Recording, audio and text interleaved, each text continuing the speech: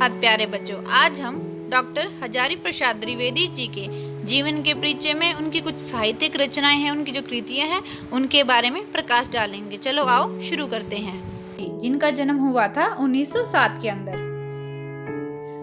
आचार्य हजारी प्रसाद द्विवेदी जी के कुछ जीवन परिचय, उनकी साहित्यिक जो रचनाएं थी, उनकी कविताओं पर आओ हम प्रकाश डालते हैं। ये थे उनकी जीवन परिचय। आचार्य हजारी प्रसाद द्विवेदी जी का जन्म 19 अगस्त 1907 ईस्वी को उत्तर प्रदेश के बालिया जिले के आरत दुबे का छपरा नामक गांव में हुआ था। उनके पिता का नाम अनमोल त्रिवेदी तथा माता का नाम ज्योतिषमती था। उनके बचपन का नाम क्या था? वेगनाथ त्रिवेदी के नाम से उनको बचपन में जाना जाता था। जीवन परिचय। आरंभ की जो उनकी शिक्षा कहाँ हुई थी? आरंभ की शिक्षा गांव के ही स्कूल में हुई थी। गांव के ही स्कूल से उन्होंने शिक्षा ग्रहण की थी। उन्होंने हिंदी एवं संस्कृत भाषाओं का गहन अध्ययन किया था और काशी हिंदू विश्वविद्यालय से हाई स्कूल की परीक्षा की थी और 1929 में इंटरमीडिएट और संस्कृत साहित्य में शास्त्री की उपलब्धि प्राप्त की थी। फिर उसके बाद 1930 में ज्योतिष विषय में आचार्य की उपलब्धि प्राप्त की थी। ज्योतिष में क्या था?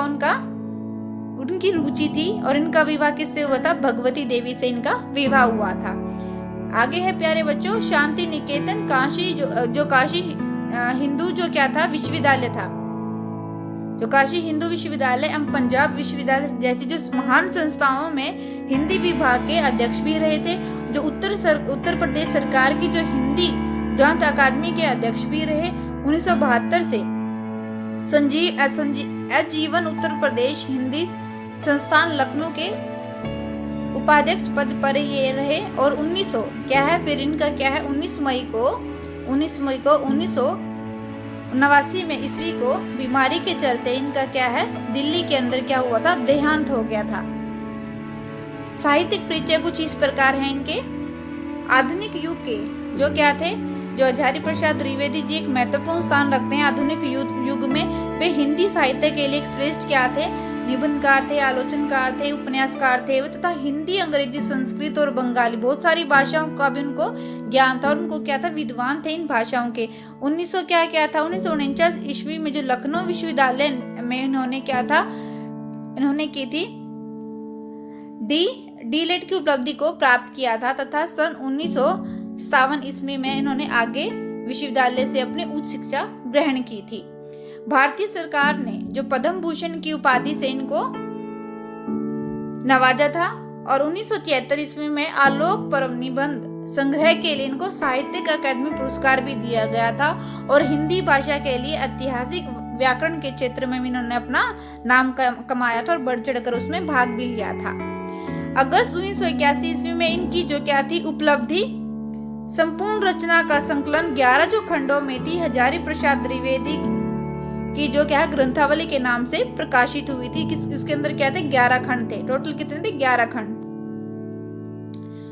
कुछ इनकी कृतियों पर हम प्रकाश डालते हैं। चलिए शुरू करते हैं। कृतियां हजारी प्रसाद द्विवेदी जी की जो रचनाएं हैं वो इस प्रकार है। निबंध संग्रह जो अशोक के फूल थे, कुटज था और क्या था? विचार प्रवाह, विचार और वर्तक, आलोक पर्व, विष के दंत क्या थे? सारे के सारे इनके प्रसिद्ध क्या थे? निबंध थे। फिर क्या थे? इनके कुछ और उपन्यास थे। उपन्यासों के ऊपर भी हम प्रकाश डालते हैं। कौन कौन से? जो बाण भट्ट की आत्मकथा, गुरु चंद्रशेखर और क्या था? हनुमान दास का पोथा। ये सारे के सारे क्या थे? इनकी कुछ उपन्यास थे जो कि बहुत प्रसिद्ध हुए थे, फेमस हुए थे। आगे है कुछ आलोचनात्मक।